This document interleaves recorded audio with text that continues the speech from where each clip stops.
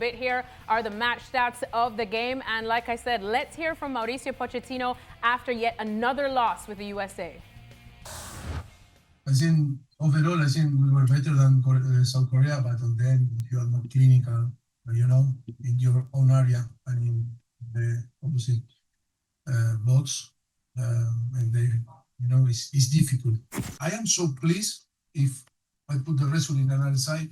I am so pleased in the way that we are evolving from the World Cup today with different players, different roster than the World Cup, but also the players that start to understand what we expect from them. And the way that I performed today, I think we were better. Disappointed, of course, because I am very disappointed about the result. But I think overall in the performance, in all that maybe we were talking in the past, I think I didn't see that, and I think it's a massive improvement. And I think in this way that I told the player, I think the result will arrive soon, for sure. All right, well, at this point, let's welcome in our Jeff Carlisle, who was actually at the game. But Ali, I'm going to have to start with you on this one. We just heard from Mauricio Pochettino, and he used words and phrases like massive improvements, very pleased, thought we were the better team. Were we watching the same game? Well, I think we have to go over the definition of what a good performance is and what that should include. Because when he makes the separation of saying, hey, well, the difference of the game was what happened in our box and what happened in their box, well, that's included in the good performance, is it not? I have to imagine that in the totality of a game, and you think about what your performance has been like, you have to include whether you defended well and whether you attacked well. And when you consider those areas of the field, I think there was a marked difference between what South Korea could do in those areas of the field and what the United States did in those areas of the field. Coming into this match, I think we all would have agreed that South Korea and the US are kind of in the similar level going into a World Cup. The goal is getting out of the group, maybe potentially, maybe you somehow are able to win a round of 16, and then after that, whatever happens, it's a plus. I think that's where both of these national teams would have been coming into this match, at least in my estimation. And yet I watched the match yesterday, and I thought, when it comes to important positions on the field, game-changing positions on the field, you watch Son Heung-min play, and you watch some of their attacking players as compared to the United States and their attacking players, and you go, the difference is bigger than what we thought. And I can say the same thing about the defending part of the game and the center back position, and whether it would be unfair or not to highlight and to single out Tristan Blackman because he's making his debut with the national team. Tim Ream is not making his debut with the national team. He seems to have been there for 1,000 years. And Serginho Dest hasn't defended in 1,000 years.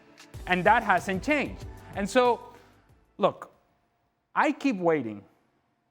And call me crazy, but I keep waiting to see and to watch a match of the United States under Mauricio Pochettino and say, hey, that looked like something. This is it. They're on to something. Hey, I can see a game plan here. I can see what the structure of the team is. I can see how they're going to get out of tight areas and how they're going to build from the back and how they're going to build through the midfield and how they're going to expose players in wide areas. I could see what South Korea was trying to do. Shout out to my former teammate, Hong Myung-bo, the coach for South Korea. I could see a game plan. And yes, the game plan is dependent upon what Son Heung-min does, but they put players around him that run around him and beyond him, and they're able to work off of him.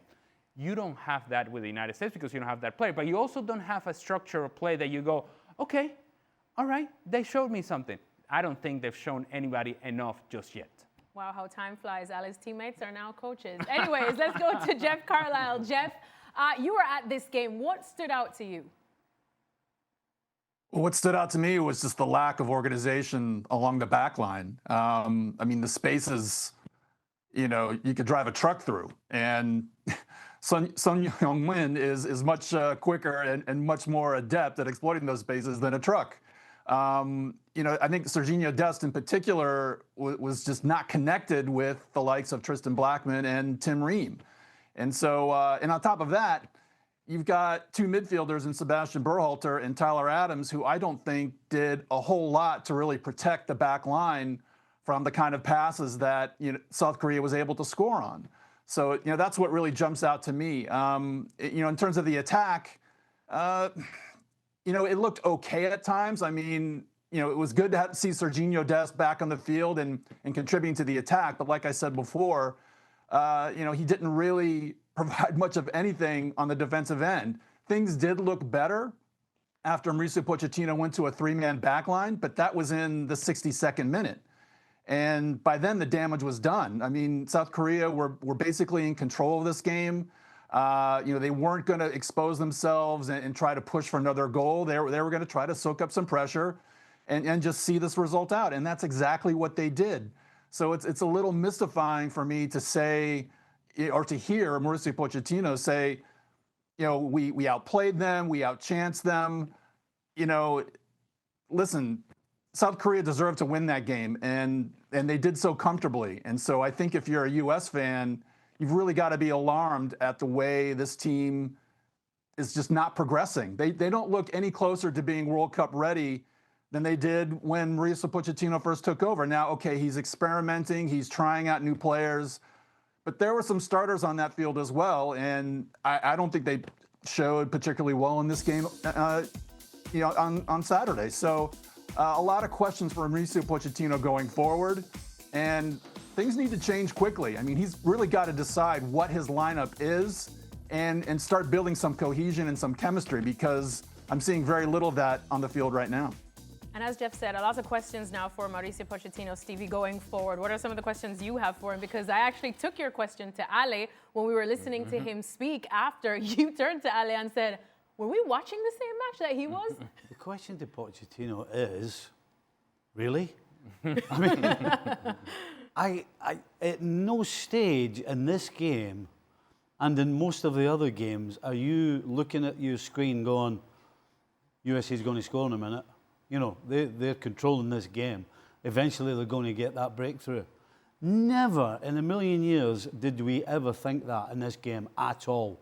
I don't think South Korea were under any real pressure at any stage. The only time they were under any pressure was when they gave the ball away in their own defensive third.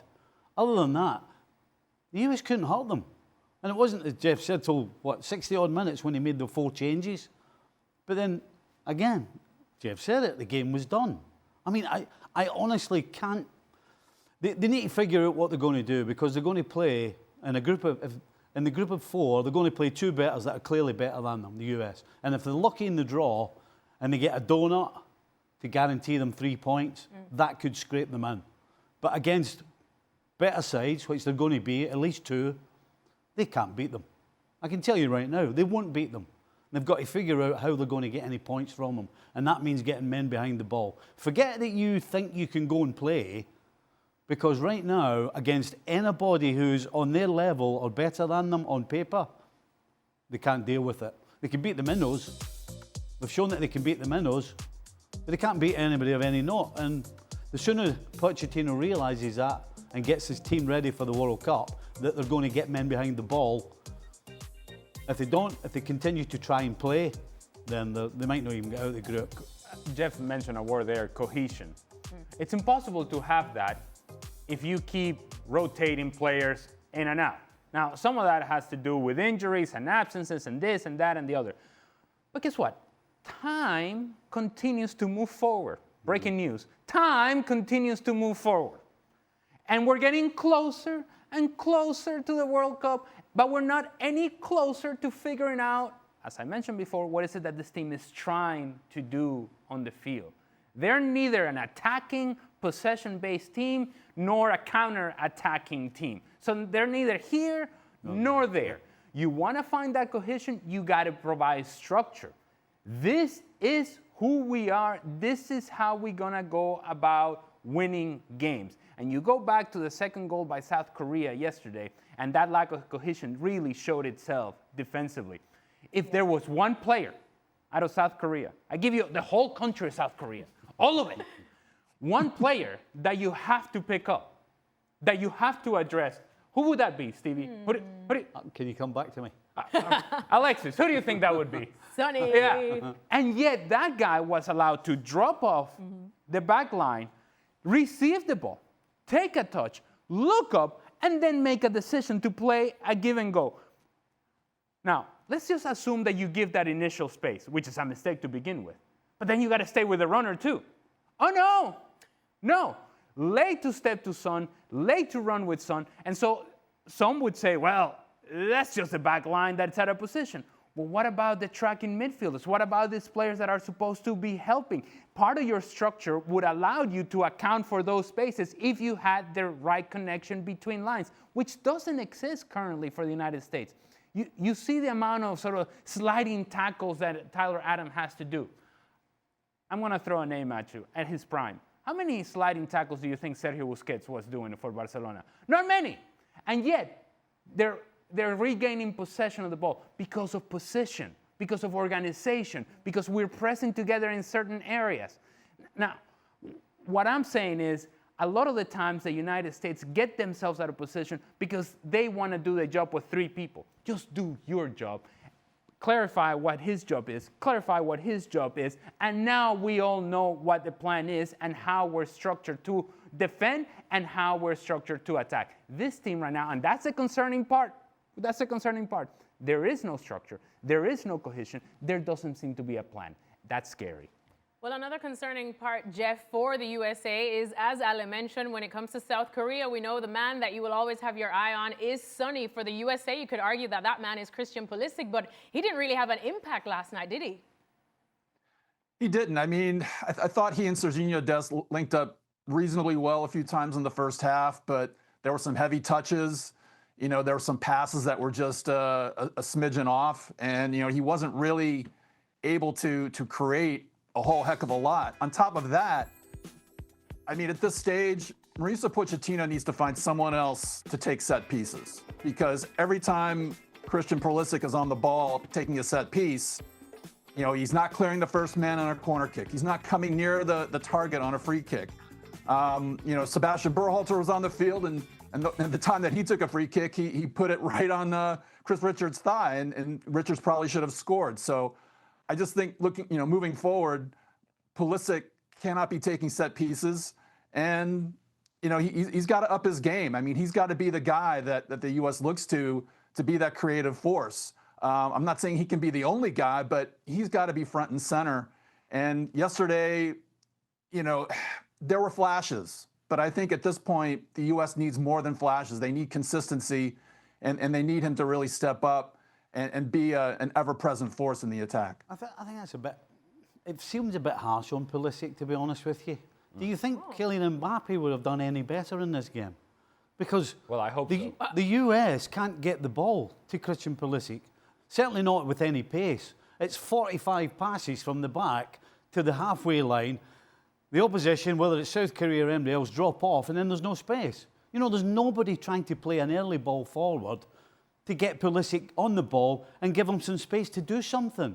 Whenever he gets it, he's got 5, 6, and 7 guys around him. So they don't have anybody in the middle of the park that actually looks to go forward early who can accurately pick him out. It's way too slow, and so by the time he gets it, I mean, he's not Superman, is he? You know what the key is for Christian Pulisic? And I cannot believe I'm going to reference this name. Gio Reyna. Oh. Gio Reyna, at his best, whatever his best is, because we haven't seen it in a while, but at his best, takes pressure off of Christian Pulisic. Attracts attention away from Christian Pulisic and allows Christian Pulisic to play off the ball and be more of a runner, rather than the guy who has to create, build, pass, and provide the final touch. But if I'm having to reference Gio Reyna as the hope for the United States, then again, we are going into this sort of unknown territory of that we don't know what this team is. And I only mentioned Gio Reyna because I don't think that Diego Luna is the answer for that. He may very well be against lesser opposition, but once you get into World Cup opposition, I don't quite think, as much as I like his level of activity, as much as I like the fact that he has a certain attitude about him, I don't think he has the skill set that is required to play that position consistently, linking the midfield and the rest of the attack. And so, What does he do? well, that is a fair question. But I think to Jeff's point, somebody has to take control of the attack. And it's not going to be Diego Luna. It's not going to be Joe Sargent, because once again, Joe Sargent gets an opportunity to play and didn't quite live up to the expectations given what he's been doing in the championship. The guy's scoring goals everywhere. It comes to the United States, it's not goal dangerous at all. And that's just the reality of it. And so it has to be Christian Pulisic. But we know that. The opposition knows that too. So they address Christian Pulisic. And until somebody else appears as a threat, as a credible threat, the United States are going to have a real difficult time creating opportunities, because everybody's going to be looking at Pulisic. He's going to be crowded out, and eventually there's no threat on the other side. Jeff, as we've pointed out many a time, that it's been about a year with Mauricio Pochettino in charge, and the thing that just stands out is still no identity, still no evolution, still no signs of positive improvement, at least for us, for this U.S. men's national team. Is there any chance that if things continue like this in the next couple of friendlies before the USA has to name their roster for the World Cup, that we could potentially not see Mauricio Pochettino as head coach of the USA come the World Cup? Well, there are no absolutes in life, but I would be shocked if Mauricio Pochettino is not managing the U.S. at the World Cup next summer. I mean, the USSF has invested a considerable amount of money in Mauricio Pochettino, $6 million at least. And, that's in addition to his staff and everybody that he's brought with him. So, yeah, I don't think there's any chance that Mauricio Pochettino gets cut loose. I mean, and who are you going to bring in at this stage? I mean, granted, there are managers, around the world who are kind of these vagabonds who take over teams right before the World Cup. But, I mean, that would be a disaster situation for the U.S. Soccer Federation, and it'd be a disaster situation for the U.S. men's national team, because now there's someone else that they've got to try to get used to and try to grasp their concepts and how they think they should play. I mean, if that were to happen, it would just be a complete mess. It's right or die right now with Pochettino. Yeah. But I just want to bring it back very quickly to a point that Stevie made about, in a group stage situation, what are the sort of teams that the United States should be beating in order, or must beat in order to make it and advance to the next round? South Korea. Yeah. Japan. That's the sort of team that you're going to have to get through in order to advance. Teams that could be at your level or just above you. Mm-hmm. And we're seeing it right in front of us. And it's not just those teams. We go back to some of the other friendlies. Turkey.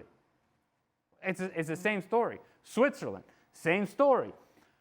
It's getting to the point now to where you're seeing too many evidences that point in the wrong direction. South Korea, Switzerland, Turkey, those are the teams that you have to be able to get a result against in the World Cup if indeed you're going to advance. And what do they have in common? They've all beaten the United States. So, look, I want to be Mr. Positive here. I want to find positivity somewhere, but it's difficult. It's hard. Good luck with that. It's hard because I want to see it from the eyes of Pochettino and these players that are trying to tell me, no, we feel better about ourselves after the match against South Korea than we did in the Gold Cup. Well, I mean, the bar is very low.